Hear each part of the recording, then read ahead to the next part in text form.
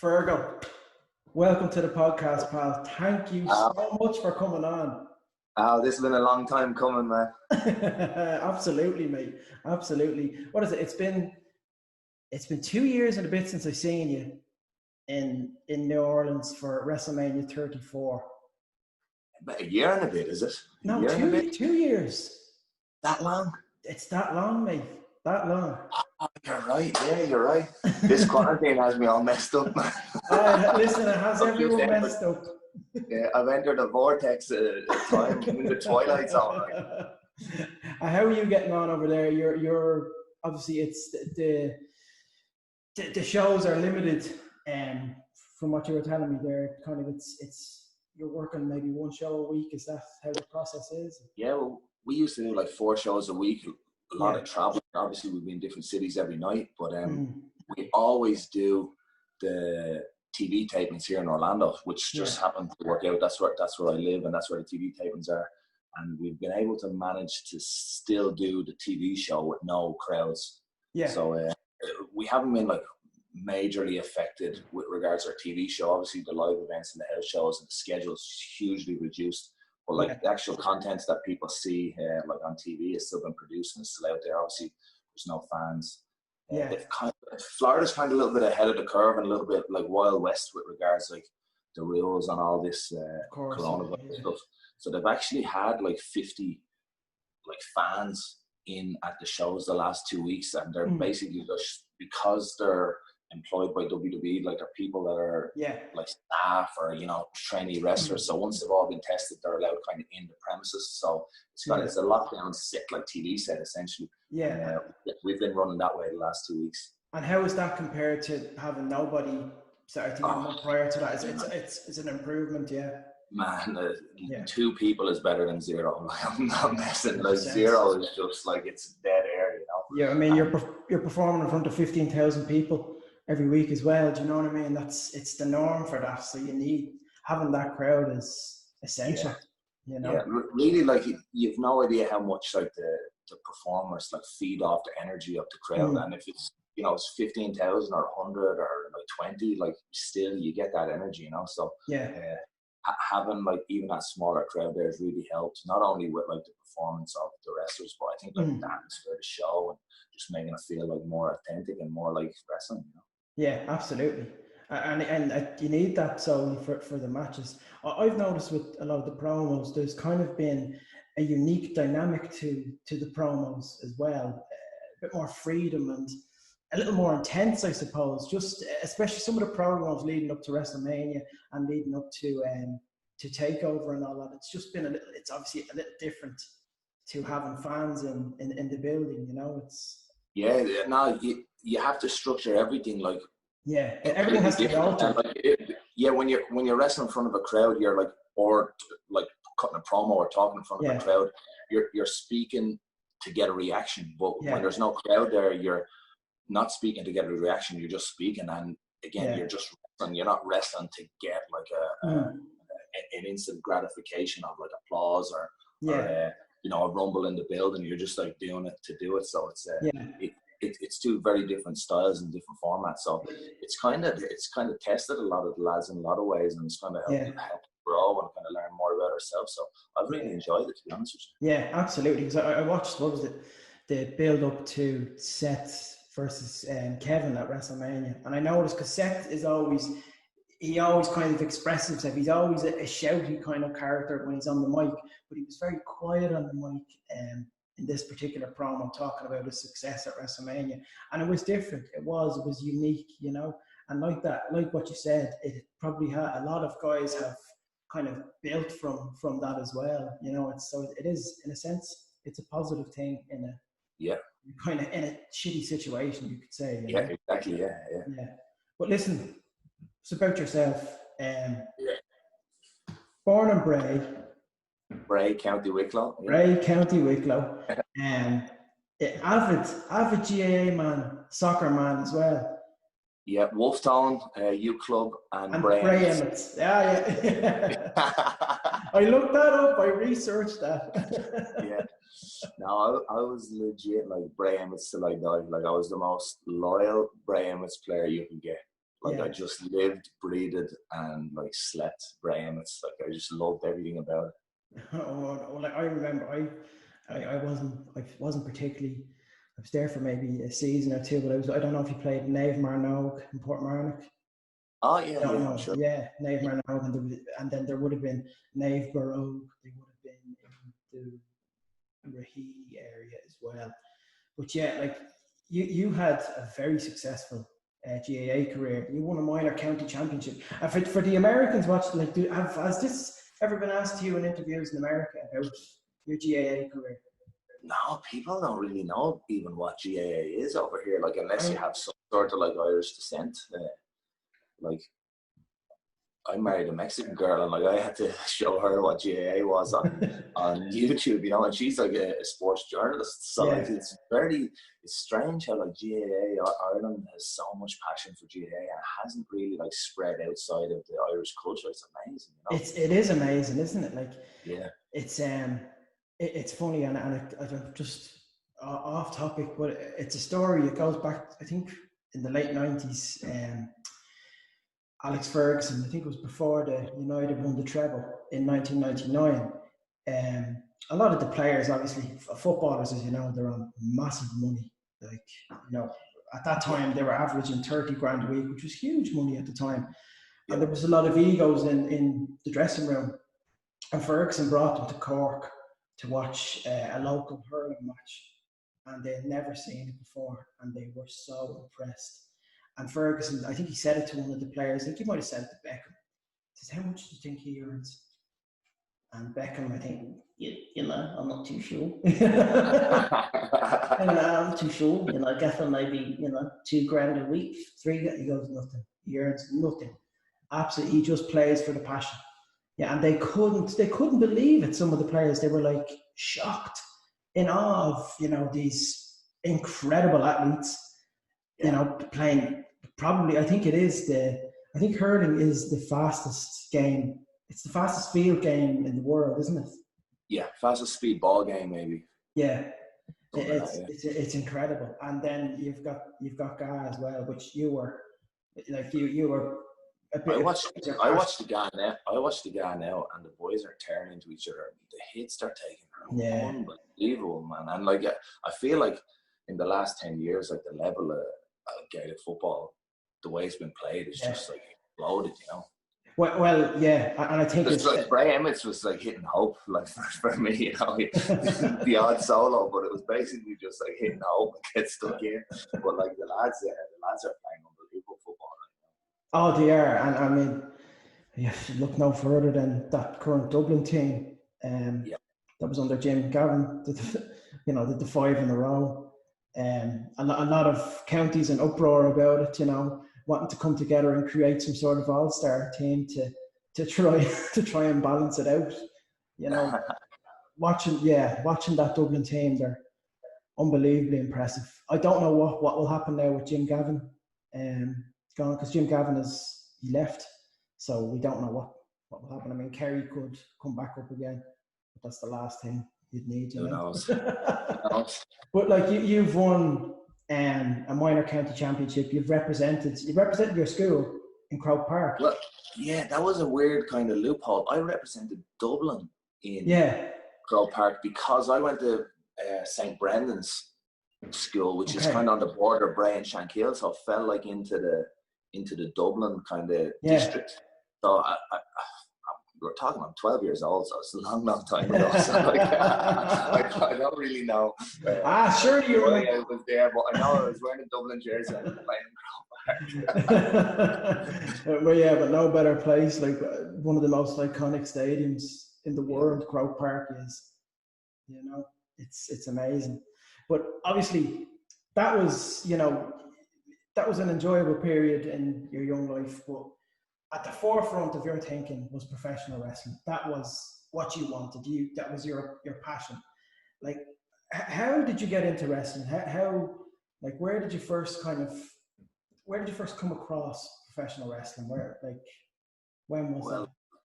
Like everyone else, just watching it on TV. I remember being really, really young, and my granddad and my father's father was watching like the old world of sport, like, you know, John Haystacks, Big Daddy. Yeah. I remember that.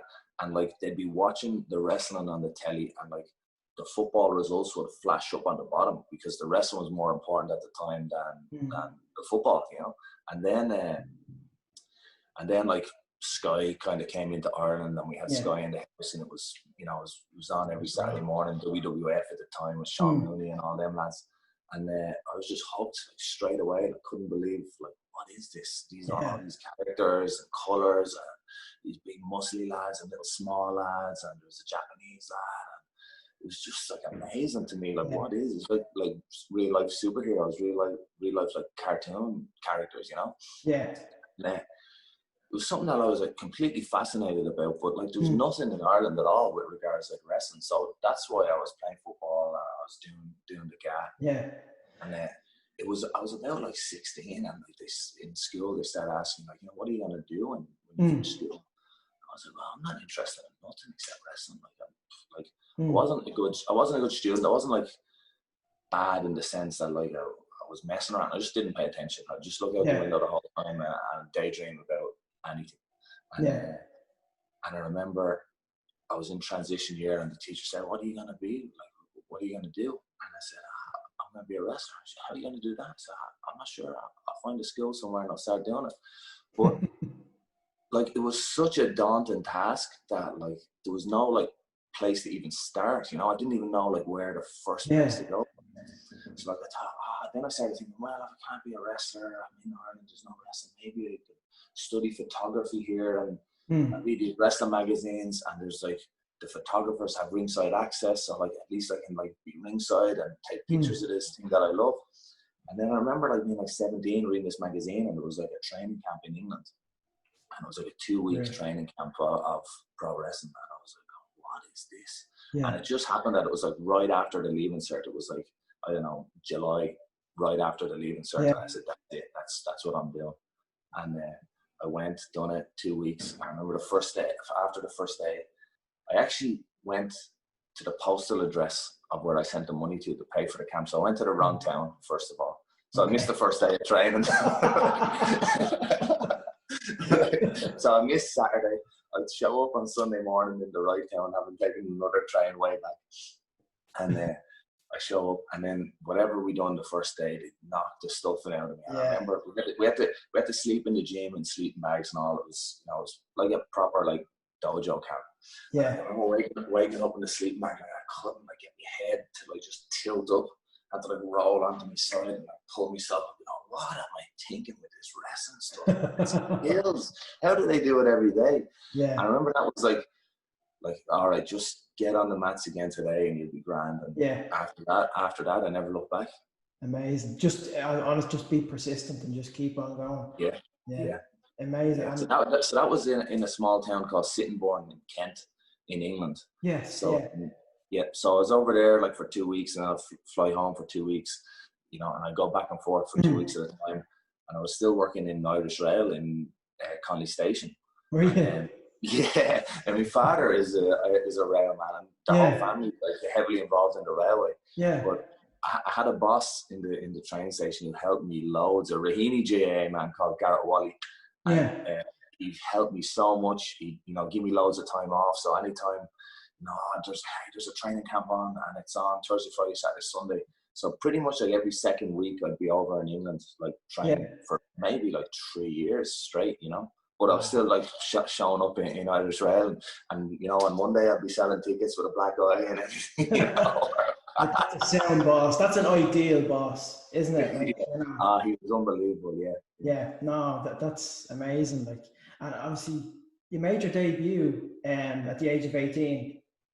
Was it? Yes. Soon after, and listen, completely unwarranted, completely blind, had no idea what I was doing. But the coach just said, jump in there, like, you know. Yeah. But is that the same with every pro that starts out?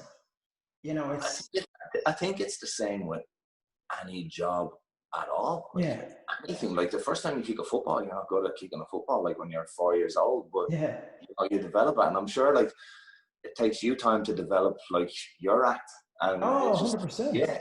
You know, I actually look back at some of the impressions I did maybe 10 years ago.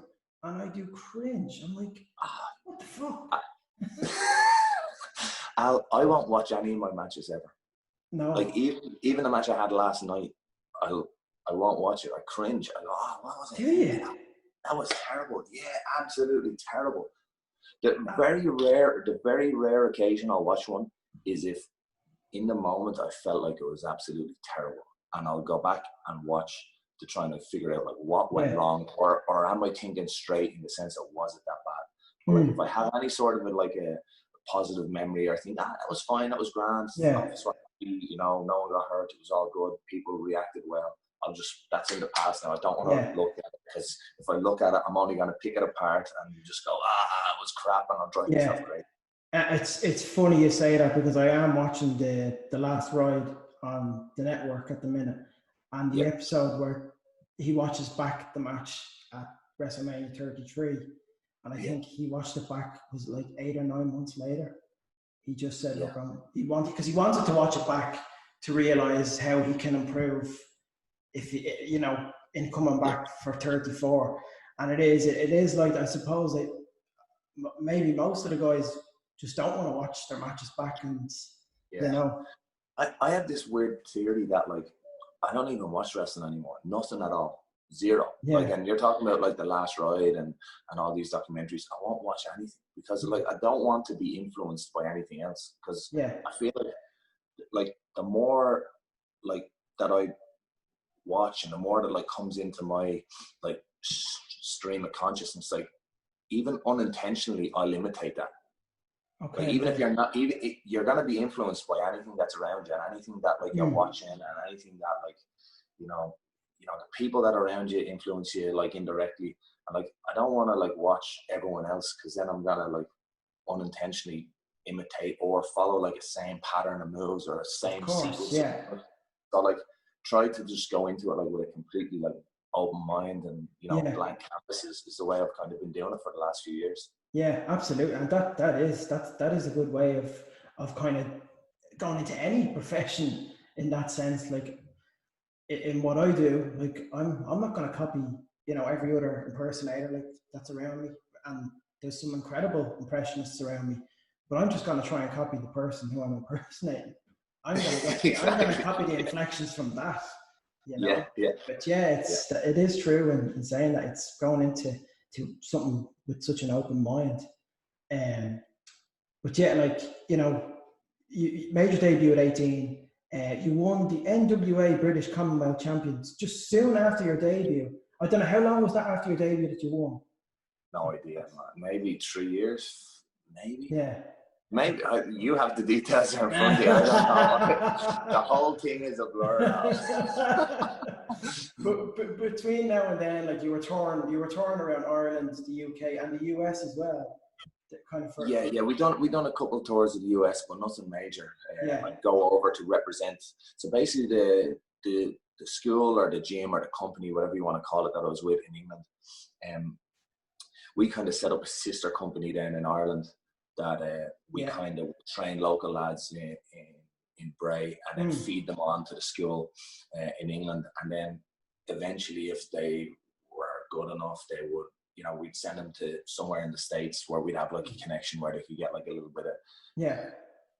bit of experience in the States. But it was we're talking about one trip a year to the States for maybe 1 or 2 matches. It was mostly based in Ireland and England for that, for me, for that first 6 years anyway. Yeah, one of those trainees was a notable female wrestler from Dublin who made a little impact over the last year or two. Little. Amazing. Look, listen, incredible impact. And that, on the subject of Becky, you trained her. I think you opened up it was an academy that you opened up as well, and a promotion. Yeah, we opened in the sense to be just a training school, and it was not even designed to create wrestlers. It was just where we could get together and where I could wrestle more and have some lads and pass on a little bit of knowledge to them, and then in turn show them a path that could take them to England and do it over there. And it wasn't set up to be anything more than that. And just like, it was a club, and we were registered as a club. Like, we weren't registered as a company or a gym or anything. Yeah.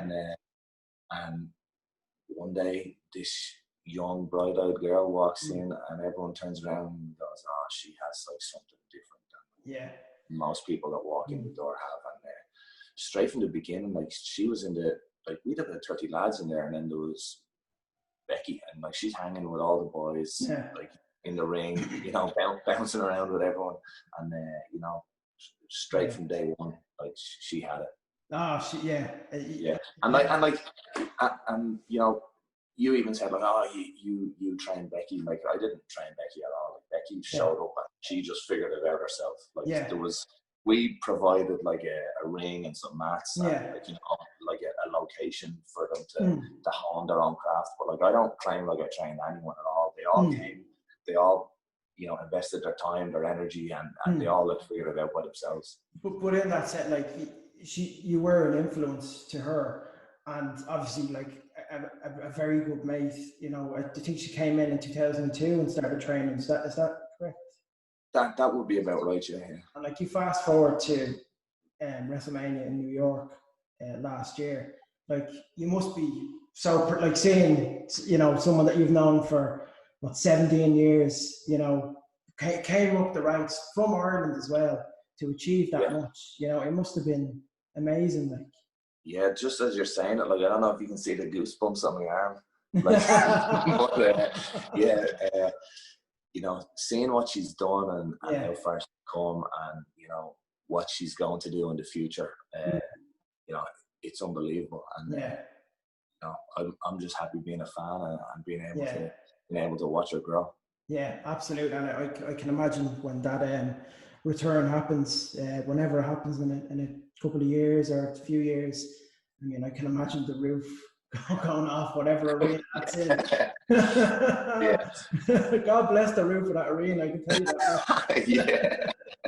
But like, you were with NWA Ireland, you opened up that promotion and the training academy.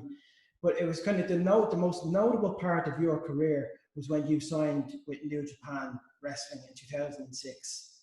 And this was, I suppose, look, you're in a new country, everything is brand new to you, and in that country you grew as a performer. You grew, like, everything. You grew as a performer on the mic, as a performer on the ring. Like, how beneficial was Japan to your wrestling career? I think it turned me from being like a boy into a man, because you know, you've kind of got like this 6 years of experience that, you know, you think you're starting to figure things out, and, you know, you're getting kind of into the groove of what you think works for you.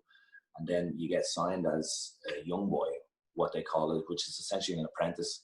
And you start from the very bottom, and you don't even train at the beginning. You're carrying the wrestlers' bags, you're doing their laundry, you're cleaning the ring, you know, you're cleaning the toilets at the dojo, you're making sure everything's in order, cooking their food, preparing their food. The only job I didn't have to do was answer the phones, because I couldn't speak Japanese. but then gradually they start training you. And I was signed for 3 months, and the idea was just to go out there, learn a little bit of the culture, absorb it, and then that would be it. And 3 months turned into like 8 years. And you know, I think I was out there maybe about 6 weeks, and I'd done a little bit of training with them. And, you know, we were in the ring every day and working out. And one day they just said, you're on the show tomorrow. I said, oh, really? Like, yeah, but your name, we need to change. I was like, wow, why is that? It's just because, well, your name's Fergal, but no one can pronounce it here. They kept calling me Figaro, because, you know, they have trouble with R, and they have trouble with L. So everyone would call me Figaro. So then they said, no, you David, because the way they write in Japanese, Devitt and David is the exact same, like in the Japanese characters. So they were like, David, King David. No. King David. and then like, it got tossed around for a couple of hours, and then the next day I was like, no, you're too young to be king, you're prince. And that was it. That's how the name was born. Brilliant. Brilliant. And like, you know, you've had some career defining moments in that promotion. Like, 3-time IWGP Junior Heavyweight Champion, 2-time IWGP Tag Team Champion as well. 6-time Tag Team Champion. Six. Sorry. My first mistake of the podcast. That's the only thing I'll correct you on today. But like, obviously, up until that you've been with the company for a couple of years, but I think the most notable period in your career in New Japan was in 2013 when you formed possibly, arguably, one of the greatest factions of all time in the Bullet Club. Did you, like, were you aware of how big this was going to be and how far, like, it reached so far, the Bullet Club, and it's kind of become a phenomenon? Yeah, it was a weird time. It was born out of reality, really, because I was super frustrated in Japan at the time. Yeah. And I'd been in talks with WWE a couple of times throughout my career in Japan about like possibly going to what was FCW, which, you know, that was the developmental, That was the developmental at the time. And, you know, I just felt like, the timing wasn't right, or it wasn't the right move, or there was still like one more thing I had to do in Japan. And I remember I was ready to pack it in Japan, and they came to me and they said, hey, we have an idea. We want you to turn heel. And I thought, finally, it's something like new I can do here. So that was another, it was another like excuse to myself to like not go to WWE and to stay in Japan. And it was just going to be me and the heater, Fale. And then in the time that we were kind of, you know, throwing the ideas around, the office were looking at us and going like, well, you're always with Carl Anderson, you're always with Tama Tonga. The 4 years are always together. You eat together, you travel together, you train together, you live together. Why don't we just put this all together? Come up with a name for the group, and we'll debut it ASAP. And so I'm going through writing the names down and whatever. And like the only thing I had a couple of different names, but the one thing I like, Tama Tonga had, well, he didn't have that. he was a bad boy. But one lad used a move called the grenade, right? Yeah. It was the machine gun Carl Anderson. And at the time I'd been using this thing because I was a shooter, right? A real shooter. And so I said, right, what ties us all together? It's all kind of like weaponry or thing. And then that's how it kind of came up with Bullet Club. And we just started and we were doing it. And like within about a month, I could feel like this is completely changing like the game in wrestling, like in Japan, because at the time Japanese wrestling was super respectful, super about honor, about competition. It was treated as a sport, and it goes back. And nobody really wrestled as a heel. Yeah, like regardless if like they like it or you don't, you still wrestle the exact same way. So we started like implementing like classic, like, you know, heel style. And I remember like coming out, there'd be bottles of water thrown in the ring.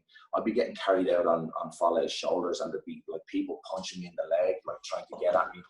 Then the office had to open, like they had to designate a separate phone line for complaints about the Bullet Club cheating in matches, because the fans really took it like the heart, because they treat this as a real sport in Japan.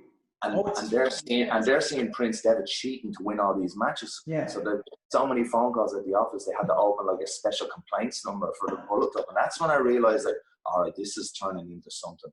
And then it started to like be like hate. Then it started to be like, these guys are kind of cool. And then it was like they were like, they're actually cheering for us, you know. And it kind of like made that transition like over like a year or two. And then, but I could really feel like it was starting to get like some crazy momentum. And then, like when I left, like it you know, changed directions a couple of times. It keeps kind of evolving differently, and it's real cool to see. Yeah, and of course, like up until that point, you had that kind of like a lot of the guys there, the honourable kind of the character, you know, the good guy in that sense, and obviously that frustration brought on the rock and roller gimmick as well. The real rock and roller gimmick. And you know, and the frustration wasn't like with wrestling. The frustration was kind of just with like missing a home. because like you're in this country that's an incredible country that I love, and like I had ultimate respect for the Japanese people and their culture, but like I just missed home so much. I was like, shut up with your sushi, shut up with your, I just want to be home and Bray. I miss everyone at home. And it was like, it was that kind of like frustrations that we channeled into the character. And it worked well, you know. Because I watched one of the promos, and you're going at some of the guys, and you go, you Tanahashi dickhead, and you were over there, you wanker. It's just stuff funny.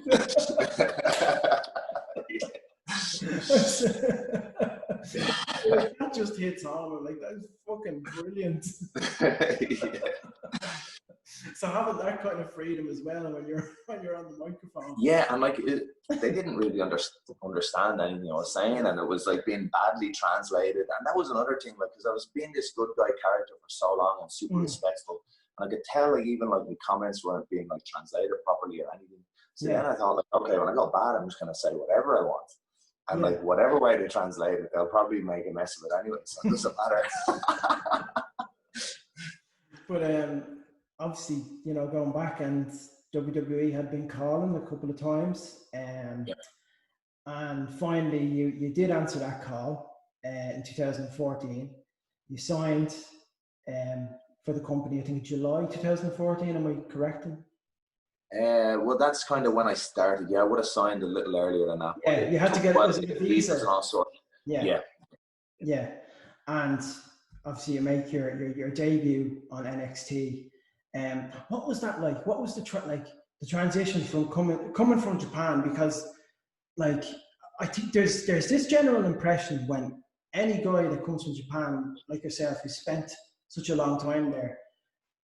Do the guys in the NXT developmental, do they think, oh, this guy's he's been fucking tearing it up over in Japan, the knowledge he's gonna have, like, you know, did you come in with that knowledge from Japan, and it obviously did it work to your benefit in NXT? Because I think it did it? Obviously, like having an experience and a background and like knowing kind of having a general idea how to connect with people, and that obviously was an advantage for me, but like it was still like such a learning curve coming into NXT. Yeah. And I remember like, you know, I was wrestling in the Tokyo Dome in front of 50,000 people, and then, you know, 2 months later, I'm at the Performance Center in the beginners class doing tumbles and rolls with the lads who've never wrestled before. And like, you know, a lot of people could have looked at it like, you know, that's disrespectful. Like, don't take that shit from them. You know, you deserve better. But for me, it was like, well, all right, I started at the bottom in England and I worked my way up. And then I went to Japan and I was back down at the bottom and I worked my way up. And now you're in WWE and you got to do the same thing again. You got to prove it to everyone. And that was kind of the mindset I had. Obviously, you know, when you go into like a new place like that, there's going to be people that go, this guy, I can like learn some stuff from him. And then there's obviously people that are maybe somewhat insecure in themselves. They're like, this guy doesn't belong here. How is he allowed to like come in and just jump over me? But so like that's everywhere you go, and you have to understand that. Yeah. Man, the NXT thing is such like a weird kind of looking back. It was like the best thing that ever happened like to me professionally, because you know it was hard to go from like living in Japan and Ireland, like splitting your time 50-50 to then like living in Florida. Yeah. And like living with all your mates and then being at home in Ireland and then living alone in a foreign country that like you don't understand the people, you don't really relate to them, you don't like the food, like the heat is unbearable. I had to learn to drive, so I'd never driven before. So like, I had all these like personal like hurdles that I had to overcome. And then also like you're in a new company having to prove yourself as this like foreign import, like as like there's a reason why you're here, like to show it, you know. So I learned like so much about like not only myself in that time in NXT, but like how to like adapt my Japanese wrestling style and transition it into like WWE style, which is very, very different. Yeah, and, it like, is. It's more based for TV, and it's a kind of like a hybrid of all the different styles from around the world. And like being able to like be afforded that time in NXT to like adjust and really hone the style over like the 2 years in NXT. I think really like helped me when I finally made the moves to WWE. I think if I had went straight from Japan to WWE and skipped that NXT step, like I'd probably be back home in Ireland now. Yeah, I don't think it would have worked out. No, the style I was working, like it was completely different. It wouldn't have settled in WWE. I wouldn't have had the confidence or built like the relationships with people to like fully understand like how to carry yourself in WWE, you know. But I think that is the kind of that is what NXT is. It's in a sense there's a lot of guys that are coming in from the indie scene, and it's a hybrid of the WWE style and the indie style. So it's kind of that it's now it's become its own thing, you know. Yeah. But back then it was the developmental brand, and it was a hybrid of WWE and the independent style, which could kind of easily, you know, hone the new guys in to adapting to that WWE style, and also bringing their independent experience and their experience from Japan, like yourself, into a WWE kind of style. Was that kind of the idea of NXT when it emerged? You know what?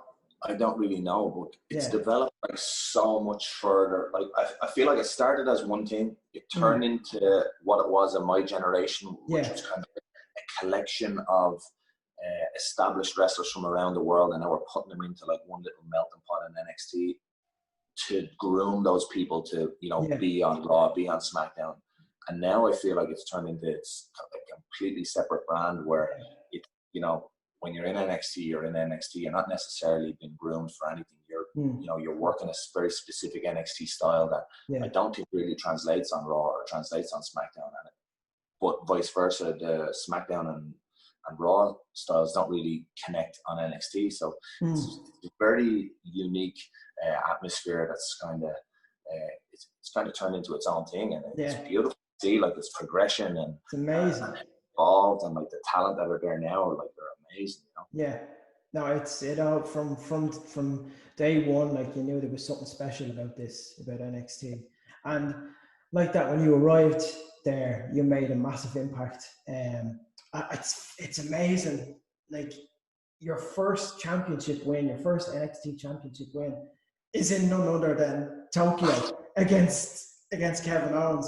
Like how that must have been incredible. Yeah, that was such like a full circle moment, because it was it was in the Sumo Arena where I had my last match for New Japan about a year earlier.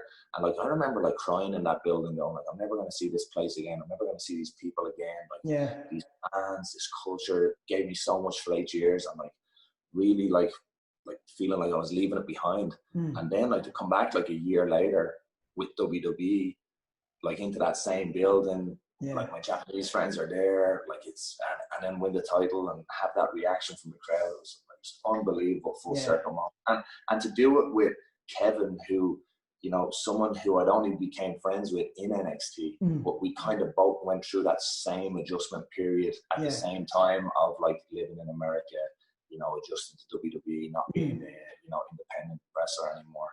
And, you know, having him there, and Pat was there as well on that show too, who's someone who I've known like for 20 years. So that was a beautiful night, man. I'll remember that one for a long time. Yeah, it was incredible. I remember it very well. It was an amazing moment, a brilliant match. Of course, it was a brilliant match as well. And like that, like you hold the championship. I think you held it for 292 days. Am I right in that estimation? Yeah. Up until Beck and Adam Cole broke the record. I think it was records are made to be broken, man. Absolutely. Fair play, Adam. I have to. I'm talking about Adam, man. Absolute ultimate pro. Complete and utter respect for that man. And what he's doing with NXT and what he's done before NXT. He's an absolute pro. He is amazing. We obviously when we were at Wrestlemania, we went to take over the night before, and I mean the pop that guy was getting, the Adam Cole baby chants were just off the charts, and he won. It was the ladder match for the North American Championship, and he won that match, and the crowd went absolutely nuts. Like, this guy's a heel. They just heel or face. I think they just love this guy, and he does. Yeah. He does have that it factor. He really, Exactly. you know. But like that, you know, you're putting on 5-star matches with Samoa Joe. You're in an unbelievable feud with Samoa Joe. Probably one of the most underrated wrestlers in the world. Yeah. Absolutely incredible. I learned so much from that man. Like, not only inside the ring, but outside the ring. But in the ring, he kind of took me to the next level where I was a wrestler and I was having good matches to like being like, learn how to fight and like stand toe to toe and like fight with someone. And he really like helped me improve. Like over the course of our feud, like I feel like I really improved my game, and that was thanks to Joe. Yeah, he was incredible. Like, I mean, listen, I remember watching him in TNA and just being absolutely blown away by some of the stuff that he could do and how hard hitting he was. He's a unique guy in the ring, 100%. Yeah. But yeah, that such a memorable title reign, and then they come calling, the WWE, Raw comes calling. Yeah. You make your debut in the main roster. You're picked in the 2016 draft. And it's like that with NXT. It's instant impact. It's just, you win I think it's a 4-way match. To go up against Seth at SummerSlam. SummerSlam comes around. Well, it was it was Raw. It was my first Raw. It was your first Raw. Sorry, yes. It was my first Raw, and I show up. I actually don't know it's going to be my first Raw. I'm just told to be there. Yeah. So I show up, and I've got like 3 bags of gear because I don't know like what they want me to do. They want me to do like an in-ring interview. Should I wear a suit? Is it going to be an in-ring interview where you're going to have to fight at the end of it? So you want just like jeans or something you can actually move in. And I had like 2 sets of gear in case I had to wrestle.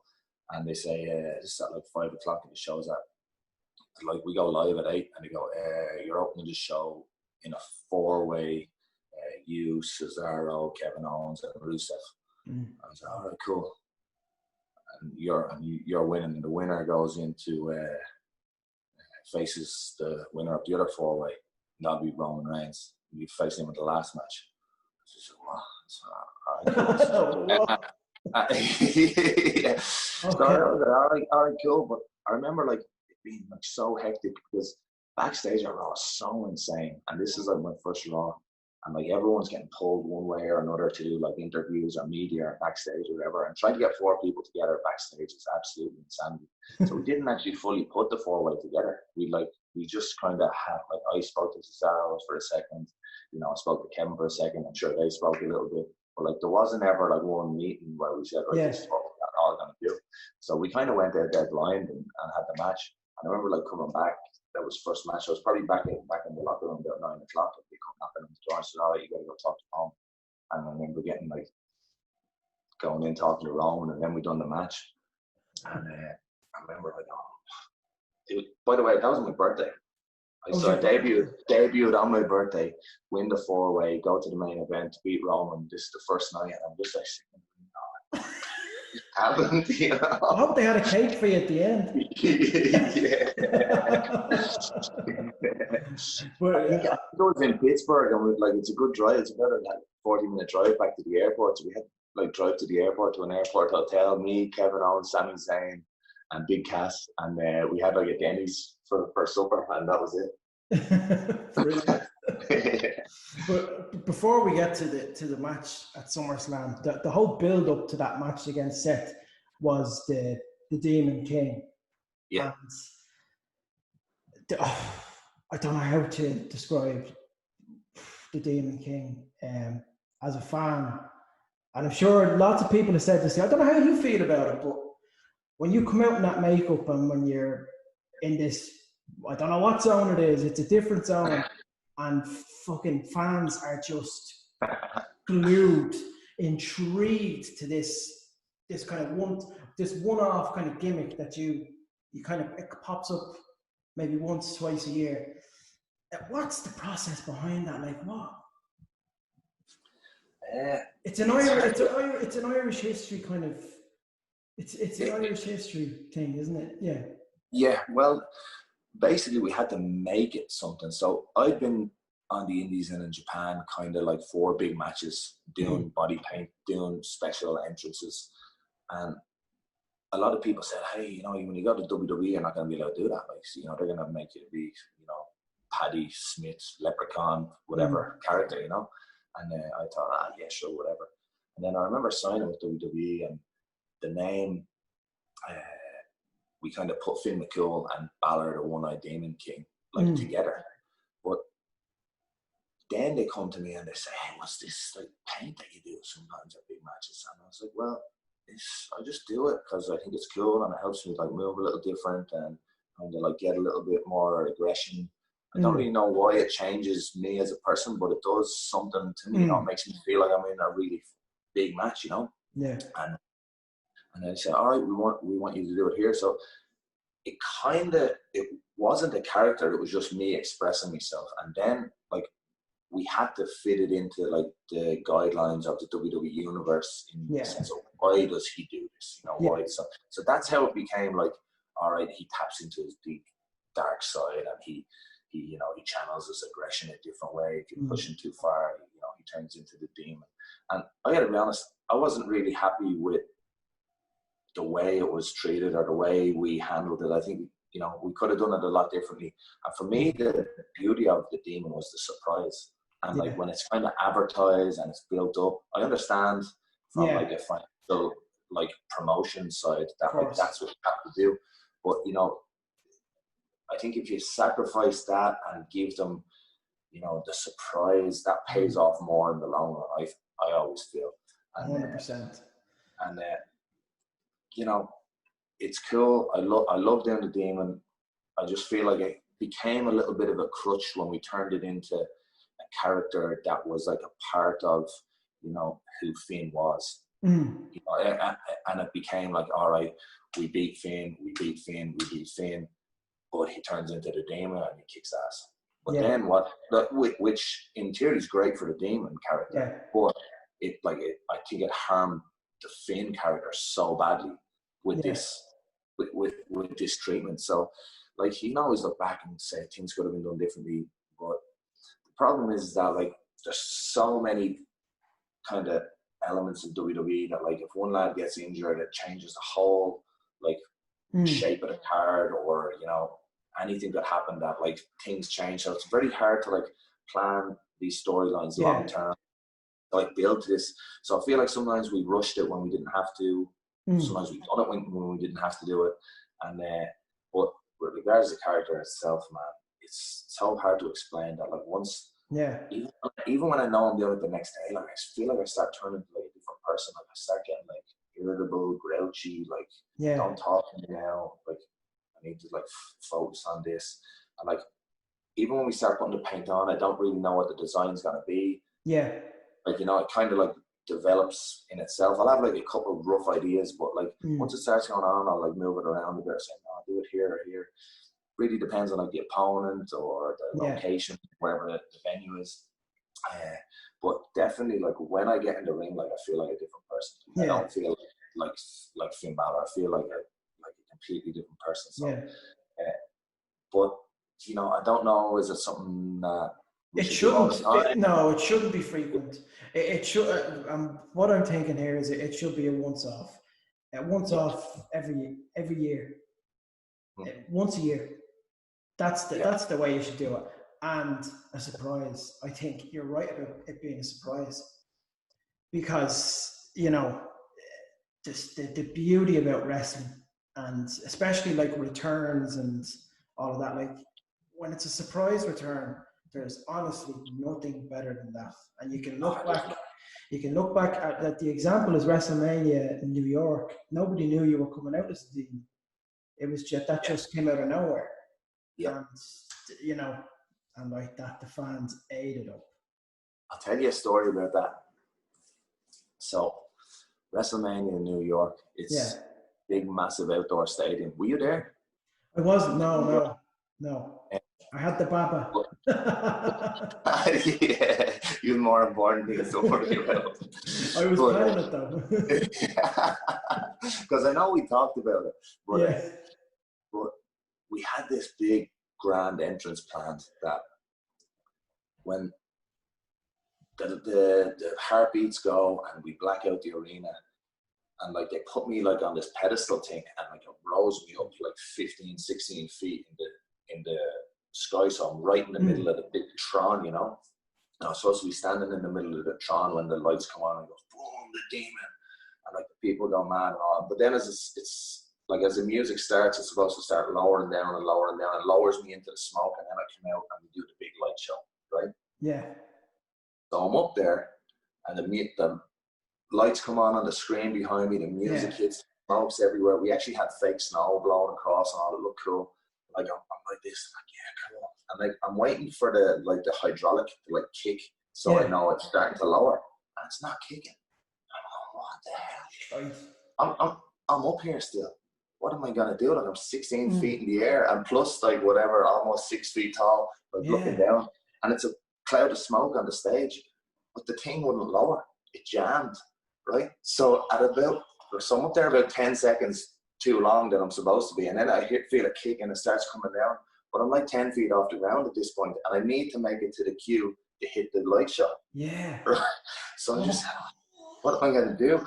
But I couldn't see the ground, so I said, I'm just going to jump. So I jumped into the cloud of smoke and like landed. I went, holy shit, I can't believe this is happening at Wrestlemania. Like, and I'm inside, I'm getting mad that like someone's messed up, not pressed the button on the hydraulic or something, whatever. And like I go out and I do the light, and I'm pissed, and I'm pissed off. I'm like, lights. I'm walking to the ring, crawling, and I'm going, some dickhead didn't press the button, and then I get to the ring, and I'm like, I'm still pissed off, and I'm talking to the referee, going, and I messed up the entrance. And for me, like, it's like, it was the big one. It was supposed to be so cool, and I used to do that cool thing that I wanted to do because I was so angry about the hydraulic.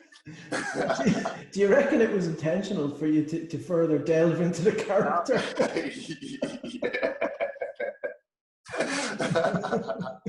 I remember coming backstage and all going, kicking things, going, what the hell happened with the hydraulic lift? Like it never lowered. I'm like, it didn't lower. You've just won the Intercontinental Championship. And like, because there's so many people on the crew, like you can't find out like at what point like did it go wrong. And it wasn't until like the next day, like the head crew guy came and he said, man, I'm so sorry. One of the lads said the button jammed and he was pressing the button and he was going crazy. Oh, stop. That's brilliant. Well, like in that moment, you're standing up on this lift and you're going like, am I just going to stand here until it actually lowers, or am I going to jump, or is someone going to come up with a ladder and kind of climb down? Like, you know, the amount of things that go through your head in that moment. But like obviously, you know, that is that's a good insight as well. Thank you for that into the origin of the demon, and then obviously that's an exclusive. So, a couple of weeks later at SummerSlam, in the Barclays Center, Brooklyn, isn't it? Yep. Yeah. They used to have the Staples Center, and then the Barclays Center was the main arena for a couple of years. Your family are there, I believe. All your family came over from Ireland. You win the Universal Championship, the first ever Universal Champion. Listen, I know it was disappointing what happened the following night, but just talk to me about that moment, that moment in time. Such like a crazy like experience, the whole thing, like to be preparing for this main event at SummerSlam after only debuting 3 weeks ago, knowing like what you're going into, knowing you're in there with like Seth is unbelievable. And like, you know, everything's done, all the preparations done, the build, 16 years to get to this point, you've done it all, you've checked all the boxes. Now just go out there and enjoy it. And like, I'm out there, and first of all, I remember like they unveiled the new title at ringside, like right before the match. Yeah. And it's like this red belt, like red title belt. And then, so we start wrestling, and I have him on the ground. And I hear like the fans going, Bálor sucks. And I remember thinking, they turned on me quick, but no big deal, you know? Wasn't until the next day I found out they were actually chanting, that belt sucks. that belt sucks because they hated the red belt, right? But I remember, like, in the first, like, 2 minutes of the match, like, having him on the ground, I was in complete control, like, looking, going, enjoy this moment, Fergal, enjoy this. This is cool. SummerSlam, first SummerSlam title match. And, like, they're Balor, so it's just like, almost like wanting to go like this, you know? Like, I didn't care. And then, like, we're about 5 minutes in, or doing a spot on the outside, complete misunderstanding, miscommunication, no one at fault, boom, dislocate my shoulder. Completely destroyed. So I'm sitting outside the ring, arms out of its socket, and I go, oh, well, there's only one thing to do. And it was kind of like instinct that I just kind of like pulled it and I popped back in. Yeah. And I thought, well, you can do one thing. You can sit here outside the ring, get counted out, and do that, like, forever missed your big opportunity. Or, you know, you can roll in and at least try and get to the next spot in the match. And you know, we kind of improvised a lot, like, credit to Seth, like, he's complete professional. And you know, we got through the match, and I remember even at one point, and I haven't said this in an interview before either, like, I remember, like, knowing, like, we done like he shot me into the ropes and I reversed him and I just pushed him on his back and, like, it came out again. Just, bam. And then he shot me off the ropes. I came back with a flying forearm and it came out again. Bam, I pop it in again. So that's 3 times it's been out already. So it's all right, where you can't bring your arm up, you can't push too much. So we're like improvising and changing the spots and adapting. And I said, dude, cut out that whole outside the ring sequence towards the end, because we had another thing. We're actually going to go for that again, and I hurricane ran out of him and, like, did something similar. And I said, dude, just cut all that out. Like, I'm too hurt. And to be honest, dude, I'm not going to be able to wrestle tomorrow. I think you should go over, like, as champ. And he was, no, dude, stay the course, dude, stay the course. And like looking back, like, him not capitalizing on that opportunity, like, of me, like, offering, and like him being so cool as to say, no, dude, be calm, stay calm, just, you know, go over, the office will sort it out. Because in my mind, I'm thinking, like, I'm hurt, I'm not going to wrestle tomorrow. Like, I don't want the office to have to figure all this out in the booking and explain why Finn's not here, he's injured. And this is all going through my head as we're having the match, and I'm I'm communicating with him, and he said, no, stay the course. So we finished the match, and I remember like selling, give me the belt. I'm like holding the belt up like this, but I can't lift my arm. The referee's trying to, like, raise my arm. I'm like, no, don't raise my arm, whatever. I get up onto the stage. I remember thinking, like, this is pretty cool. Like, I have the belt, but I know I'm gonna, like, have to give it back tomorrow. So don't really care that I've got it, you know. I remember, like, the beauty shot, like, the closing shot of the segment, and they're like, I've got my arm up and I've got the title up, and the cameraman who's, like, right in front of me, like, getting the shot, is going, Vince is saying, hold the title up. They're saying, hold the title up, hold the title up. Like, oh, I just got it. And I could hear it, like, going crunch, crunch, crunch, crunch, crunch. And that was it. Like, we went off the air with that, but it was a mess, man. So, so I was up all night that night because couldn't sleep with the adrenaline and the pain and everything. And I had to, like, had a 5 a.m. wake up call to go and do, like, Good Morning America, or one of these, like, Good Morning TV shows. So I had to go, and, like, I called Triple H, and he goes, dude, don't wear the sling.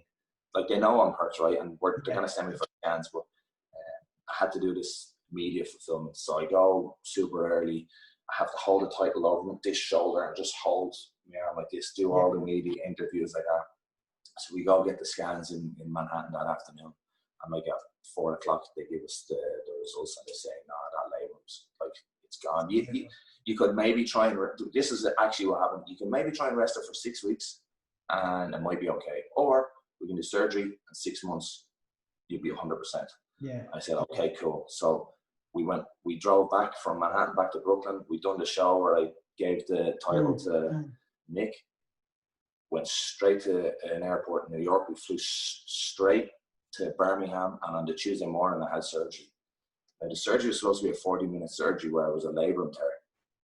And it's super simple. Go in with a keyhole, they clean it all up. He goes in with the keyhole and he just finds, like, a whole array of problems. The labrum was completely torn, like, top to bottom. The bicep was torn, the pec was torn, and the socket that, like, actually holds the shoulder in place was broken. So then, like, he goes, like, oh, like, this wasn't the operation I was prepared for. So he goes and takes an hour lunch while I'm knocked out on the bench and he like makes a plan of how he's going to fix it.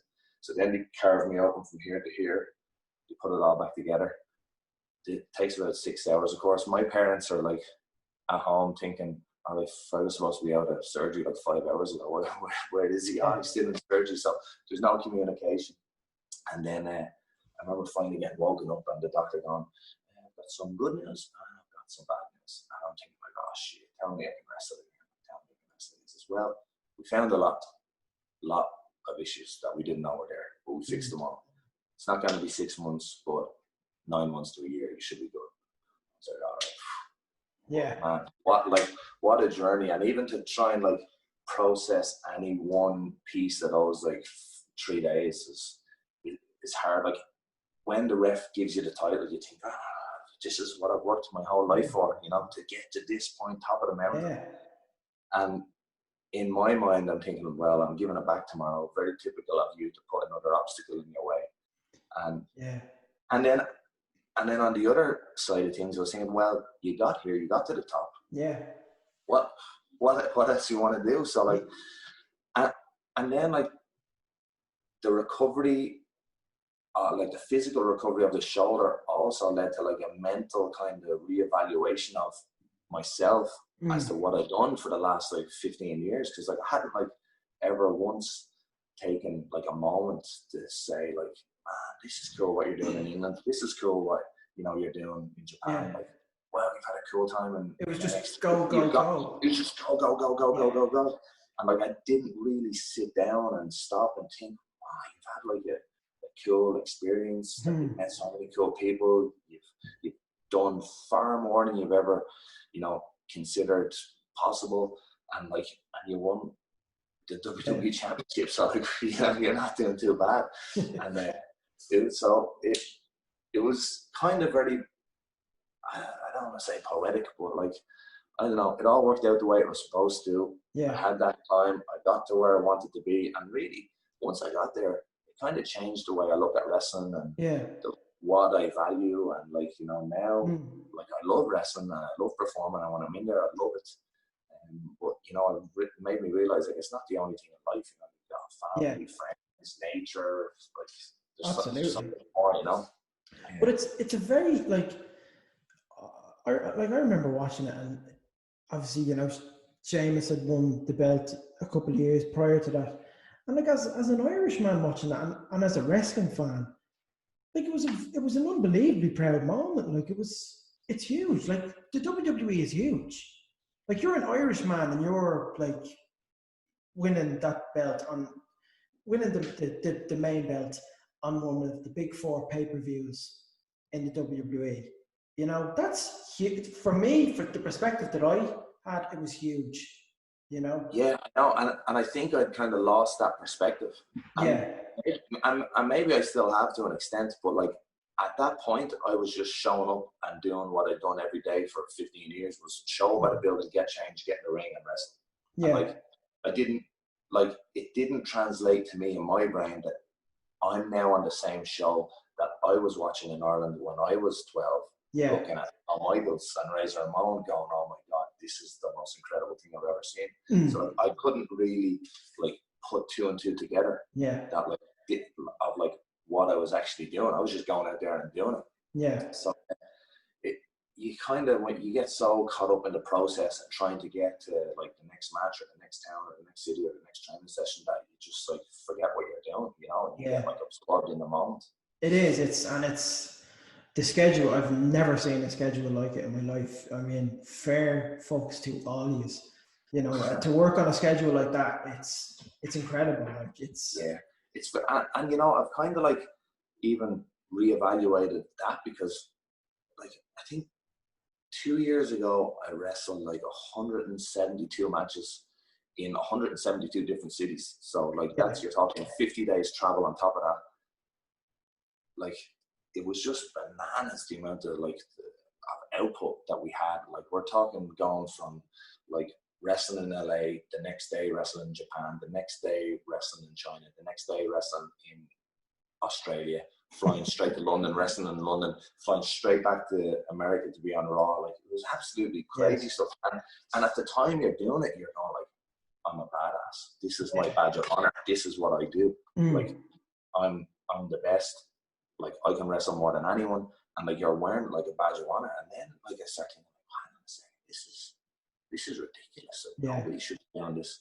So now I'm kind of like, well, if I can wrestle a lot less, or like enjoy it more, like, you know, because it became to the point where I wasn't enjoying it. I was just doing it as like, I was chasing a number. I was just trying to get every town. And even when I was out there, I was so beat up and so sore that I wasn't even able to give it 100%. You know, you're going out there tired or jet lagged or straight off a flight, or going straight from a match to a flight, and all crazy stuff. And then, like, to now be like, all right, have a match next week. I can drive there and I can be 100% focused and rested and ready and prepared. Absolutely. So, I think, but at the same time, you kind of have to go through all these processes to get to where I am now, I feel. Because if I hadn't gone through all that, I'd kind of want that to have known what that felt like. Because you hear about these lads that are on the road all the time. You hear about, you know, Japan dojos, and you hear about going to Mexico to do lucha. And like, unless you do it, you can't get to the point where you go, I'm just going now, going, doing my matches and enjoying it and not worrying about it too much. Yeah, that's the main thing. That is the pure beauty of it. And you know, like that, I mean, I remember 2 years ago, I met you for the first time. I think we've been texting, because how I met you was, we were both in a poll on Joe.ie 2016. The Irish Rising Star of the Year. Me, you, Rory Stories was on it. Rory fucking won the thing. I remember seeing my name was alongside your name, and I was like, what the fuck? I'm in the same poll as this guy. Like, I'm watching this guy fucking years, like, and I just decided to text. But at the same time, I'm in America, like, watching you lads and stuff on Twitter, like, you know, laughing my head off, and my brother sending me like your videos and Rory stuff, and like, you know, got like laughing, and like, it was very, very interesting where we all kind of came together at that same time, you know, just because of a poll, like a popularity poll. Popularity poll on Joe.ie. But I met you for the first time in New Orleans with my mate Greg, and I tell you, Greg he just can't shut up about that trip. He had the time of his life, and for me, I mean, it's a testament to how much of a nice person you are. Like, that was your first WrestleMania, and like, you had the time to meet up with myself and Greg at Access. Bring us backstage at Access. I think I remember that. I was there. I met Randy. I met Carl and Luke. Your buddies. And like, it was just, I can't thank you enough, because as a wrestling fan and having watched wrestling since I watched it, the first time I watched it was 1998, and I've never gone off it. It's just something that it's an addiction for me. I love it, and I always said to myself, I am going to go to WrestleMania. Sometime in the future, I'm going to go to WrestleMania. I said it every year. I'd set out a plan, and then I'd be like, fuck it, I don't have enough money. And I remember 2017 was a good year for me. I went to Vegas to the McGregor Mayweather fight. I was doing content for William Hill at that fight. I was, you know, it was a good year in terms of work. And I said, right, I've got enough money. I'll get that flight over to New Orleans in April. I'll go with Greg. And we went over, and it was just incredible. We were at the actual show at WrestleMania, and I think I remember you asking, where you text me, and you said, where are you sitting? I can't remember the row 16, section, whatever. And this fella comes up and taps me on the shoulder. Are you Al? I said, yeah. He goes, right, yeah, you want to come with me? And I'm like, okay. And the two of us, a few drinks on us as well, we were fucking buzzing. Stage, and lo and behold, there's you there, Charlotte Flair is there, Elias is there, Braun is there, Ronda Rousey is there. We're just like, the two of us are like, yeah, we look like two fucking agents, but two happy fucking agents. Man, I can't, honestly, for you to do that, like on that was your first WrestleMania.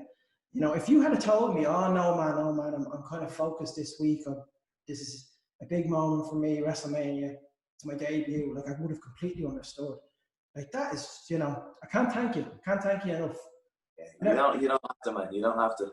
Really, I've loved your work for so long, and just to be able to even to experience that moment with like two lads from Ireland, to see them enjoy it so much, like that's all that I done it for, was for you lads. So, and to see you like enjoy it the way you did backstage, it was like that was enough for me to say, oh, that was it. You could probably see the looks on our faces. We were I could see you coming through the curtain, like, you know, and going, are we getting kicked out or what's happening? I think we kept asking you, do they want us to leave now? And I was like, no, I'll get some catering here. Do you want some ice cream? No, I remember. I was like, yeah. I think I grabbed the water. I didn't grab anything. All the cereal. Oh, stop it. Just a memorable trip. And as well, an absolutely amazing entrance for your triple threat match with the LGBT entrance. That was incredible. That was I remember you telling me about that, you know, and you were buzzing about that. I feel like that's kind of like a demographic of our fan base that like hadn't really been represented up until that point. And it's, you know, something that I have a lot of friends that are in that community, and I feel like it was just something that, you know, you've got this, you know, big moment, you've got this platform, you can use it to kind of be the demon and glorify yourself, or you can, you know, use it to, you know, spread light and a little bit of positivity and, you know, embrace, and that was pretty much the reason why we done it. And fair play to WWE, like they were as soon as I pitched it, they were totally on board. They pulled out all the stops. They got like a local, you know, LGBTQ community from where it was New Orleans, and like, you know, they were all on stage with us, and like we rehearsed with them, and even like seeing them getting so into it, like doing like the light cues and all, it was real cool, man. And that was a moment that, like, even like I knew it was very important to do, and it was something that like I felt, you know, like was very like personal to me. But I didn't realize how openly it was going to be embraced. You know, I like a lot of people when I said it at first, like, and I pitched it around, like a lot of people said, like, you're going to lose a lot of fans over this. Like, this is like pretty controversial what you're doing, you know. And I literally, like, I remember turning around saying, listen, anyone who's against this, like, I don't want them as a fan, because this is something that I believe in. So like, if they're that small-minded to think that way, like I don't want anything to do with them in the first place. So, but the way that was so well received, and, you know, it helped kind of create a relationship with GLAAD and WWE, and, you know, spread, you know, a little bit more of positivity, and it's so dark, you know, for the world. 100%, and it does show how much the company has evolved over the past 2 years. Like the focus on, you know, the women's division has become, it's neck and neck now with the men's division, 100%. And it's that kind of positivity. They are evolving as a company, and it's brilliant to see. You know? Fantastic. It really is. But like that, you know, away from the wrestling, I want to talk to you about your team, your boyhood club, Spurs. Yeah. What's your take on what's going on at the minute? I mean, I put up with Mourinho for a few years, mate. I do know the struggle. So first of all, like, complete Tottenham fan my whole life, and kind of like, I'll be honest, in Japan for about 4 years I couldn't really watch because the time difference, all that, but like I finally caught up. So there was about a 4-year window where I missed a lot of what was going on. But like, Pochettino era, and like super coincidental that like my girlfriend at the time was reporting on the Champions League final last year. Yeah. And she knew like 4 months out, and I said, the Champions League final class is going to probably be Barcelona or Juventus or someone. I'll definitely go and watch it with you. So like I booked the tickets, and you know we're going to go. And then happenstance happens.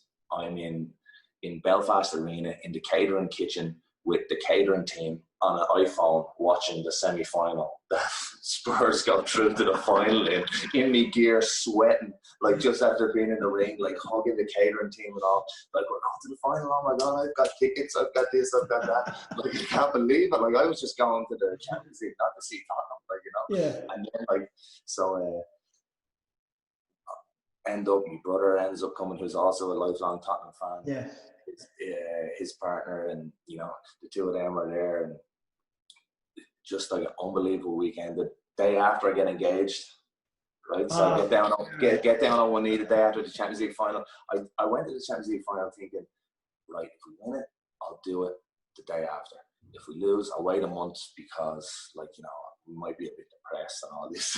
But like, I just couldn't wait. So I got down on one knee and she said yes. So that was like, it was like unbelievable. I was totally in love with Spurs, even though like we lost. I was like so happy just to have had that moment with my brother and his girlfriend and my girlfriend at the time, and like just like we were totally in love. And then the wheels started falling off, and the talk about the like locker room disputes and this and that. Yeah. And the results weren't good. And then like, you know, Pochettino's there. Well, probably Pochettino had to go because like he'd lost the locker room, and he did. Something has to change. So like, all right, Pochettino, I understand, right? Manager's got to go if he doesn't have the confidence in locker room. But he'd been linked with United, heavily. Yeah. And then like you get Mourinho, and at first you think like, oh, class. Yeah. But Mourinho is kind of like I think he's like Darth Vader. He's like the bad guy that everyone kind of likes, you know. But essentially, he's a bad guy. Like he's the dark side. And like, I don't know. I just haven't been fully invested since then. And I went to White Hart Lane about I don't know. It was last September. I can't even remember. We played terrible. It was at the new stadium. It wasn't White Hart Lane. It was the new stadium. We played terrible. The away fans completely blew the Tottenham fans out of the water. We won like dirt 1-0, but like played terrible football, and like I don't know, they've just been like on a slippery slope recently. There's no consistency. There's no consistency. But there is a good squad there as well, and I mean, you have to look at some of the players. Obviously, you look at Harry Kane, who was the main man for England, and like. The way he's going, if he keeps scoring consistently the way he does, like that record by Shearer could be eventually broken. And then you have Son, who I think is I think he's the most underrated player in the league in terms of people always talk about Salah and Mane and Pogba and, you know, Aguero. You can't, like, Son is so underrated, and he makes an impact in every game, every big game, you know. There's definitely potential, but like you don't win championships with potential, you know. You gotta live up to it, and it just always seems to be like missing that little bit of bite, that little bit of fire. I don't know. I hope they get it. I really do, but right now, like, it hasn't been there. I mean, hopefully this quarantine and this little break will have done good and they get finger out and they'll start playing ball again, you know. And like even a player like Ndombele, who's brought in for 60 million. I mean, he's having an absolute shocker. And when he was, I don't know, if you probably seen some of his highlights before he came to Spurs. Like, a quality player in the French league. Now I know it's the French league, but my God, he was breaking up defenses. Doing those power runs through the midfield, like a Yaya Toure or Pogba. Like, he is quality, but like that, he doesn't get along with Mourinho. And when you don't get along with Mourinho, that's it. You're exiled from the team. You are gone. You know, and that's the issue with Mourinho. I really think it's the issue. It's been the same pattern since Chelsea. He's had fallen outs with the board, with the players. I think he goes to Real Madrid. There's a bit of success there, and then it all turns into a horror story at the end of it. He's fallen out with Ronaldo. Then he comes to United. It's looking great. He's got Ibrahimovic and Pogba in. And then by the end of it, he's fallen out with Pogba. He's fallen out with players like Martial. He's lost in one of them's like, we're parking the bus. Like his tactics worked in the mid-2000s. They don't work now. The game is too fast-paced. Teams rely too much on counter-attack. And Mourinho falls short of that, where he just parks the bus with some of these players, you know? Well, we'll see what happens, mate. When's I think so. I think we see what happens. I don't know. You see what I go up against Ole Gunnar Solskjaer, who I think is very lucky to be on the job. I think so. We will see what happens next Friday versus Manchester United. I think so. We've got the fit Harry Kane. I'm supposed to do this part of the podcast where I do impressions for them. So obviously it's right as you're a Tottenham fan. So I just want to say thank you, mate. It's an absolute pleasure. My producer told me to do a little impression segment of the podcast, so I just said, yeah. You got to tick all the boxes, man. Fergal, man, thank you so much for coming on the podcast. I mean, I'm so proud to see an Irishman do so well overseas in America, especially in something that I love so much, that I've followed, you know, for most of my life. And to see you achieve that, and you know, you're going to achieve a lot more. You know, you've still got a lot more in the tank. You know, I'm so happy for you, and the fact that you're back in NXT now, which we've spoken about through the podcast, is a completely different brand now. NXT is up there now with Raw and SmackDown. People are invested in NXT, and it's brilliant to see you back there, you know. And it looks like you're really enjoying yourself there as well. Yeah, just kind of helping me kind of go. I feel like in Raw and SmackDown, I kind of tried to please too many people and didn't really focus on pleasing myself. You know, you get a lot of like production notes. You work with a lot of different producers. You know, you have a lot of different kind of people you got to please with regards to marketing. You know, all like merchandise. You know, TV companies. You know, Mattel action figures, like you know, media. Everything. There's just so many things that you have to kind of keep satisfied, and people that you have to keep happy. And I think I'd done all that, but wasn't true to myself and didn't really keep myself happy, like at a core level.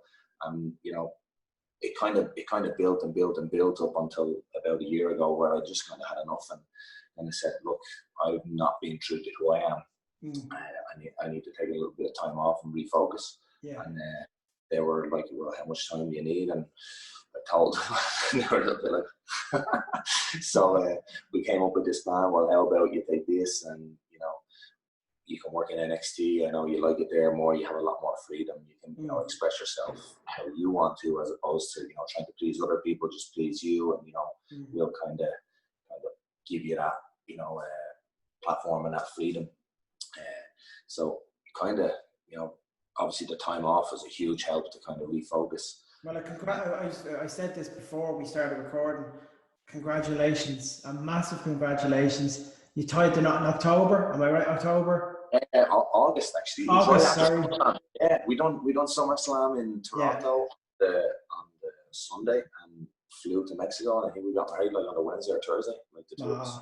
Yeah, just the two of us. Yeah. So, but yeah, it's been crazy. We've had a nice honeymoon. Went to Ireland. Went actually to Japan, and spent some time in Mexico with her family. Yeah. And then, you know, we've been here in Florida. She's been adjusting to everything, and you know, she's been brilliant. And it's kind of like helped me get like a different perspective on life. And now, like, I have something else that I'm kind of focused on, not just wrestling. So, you know, when I go to work, I'm super focused on that, but I'm also like learning more things about myself, about her.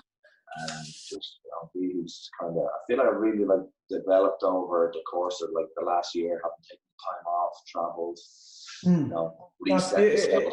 It's beautiful to have something like that, man. It really is. You know, it's same myself. You know, I've been with my girlfriend now a couple of years, and we had our little girl last year, and that's, you know, it's shifted my focus massively. You know, and it's an amazing little thing. You know, running around, she's a little character. You know. Right, man. Nah, it's brilliant. I parade her up on social media all the time as well. But it's crazy, you know, because it's the thing you're most proud of, you know. Yeah. Like, you know, people would say, like, well, what's the thing you're most proud of in life? And people would think, like, oh, you done Wrestlemania or SummerSlam or this or that. But no, like, it's like your relationships, like, you know, who you are as a person. Yeah. Like, you know, your daughter. That's like, at the end of the day, like, we're involved in like entertainment or show business or whatever you want to call it, sports entertainment. But it's really like what we are as people is what is important, you know. And that's what I value the most, and that's why I was so drawn to you, that I really admire you and respect you, not only as a performer but as a person. So thank you, mate. Honestly, thank you. And you know, absolute pleasure having you on, man. And hopefully, listen, when all this is over, please God, I'll be back over in the States, and hopefully, fingers crossed, you know, we get a WrestleMania next year and an NXT takeover as well. Well, we're penciled in. I don't know if I'm even supposed to say this, but October with a Dublin takeover penciled in, pending all the pandemic rules and these things. But it's penciled in for October. My apologies, I forgot about that. Yes, I heard about that about a month or two ago. The Dublin takeover. I'll be at that. Absolutely. I might need a tag team partner, mate. What do you need? Do you need Robert De Niro? No problem. Maybe Katie Taylor. Once she's standing beside me and not in front of me, it's fine. But she'd slap the head off me. Well, don't be talking like that now, honestly. Don't be saying that, She's seen the impression and she loved it. She loved it. You know what? I've met all my childhood heroes. I've met footballers, all sorts of different people. And I bumped into Katie in a coffee shop in Bray, and I was completely starstruck. And it's the only time I've ever been starstruck in my life. And I remember, like I knew one of the chaps she was with, and I kind of went over and said, "Oh, hey, Katie." How you doing? Nice to meet you. And never been starstruck with meeting like Triple H, Shawn Michaels, Justin Liger, all these like amazing wrestlers that I looked up to. But like Katie Taylor's just like, it was a whole new level for me. Like, I was like, oh my God, that's Katie Taylor. She only lived down the road from you. I know, yeah. She played football against my little brother. But she was so good at football that she played on the boys team, and I think she slapped the head off my little brother one time too on the pitch. She played for Ireland actually. She played that's right. Yeah, she played for Ireland up until she was 17 or 18 as well. Yeah. Meant to be an unbelievable football player as well. Yeah. But look, listen, Fergal, thank you so much for coming on, man. And hopefully I'll see you soon. Keep killing it on NXT. You're fucking doing an unbelievable job, man. And we're very proud. Like, as an Irishman, I'm so proud to see you doing so well. You, Becky, Sheamus. There's an Irish. There is a takeover in that sense in the wrestling business, and to see it unfolding over the last couple of years, it's a beautiful thing. It really is. You know, this little country, we make an impact everywhere, man. We sure do. We sure do. Listen, thanks for having me on. I appreciate you giving me your platform to help spread the word, or you know, my story. You know, so thank you very much, mate. My pleasure. Cheers, pal. Thanks, buddy.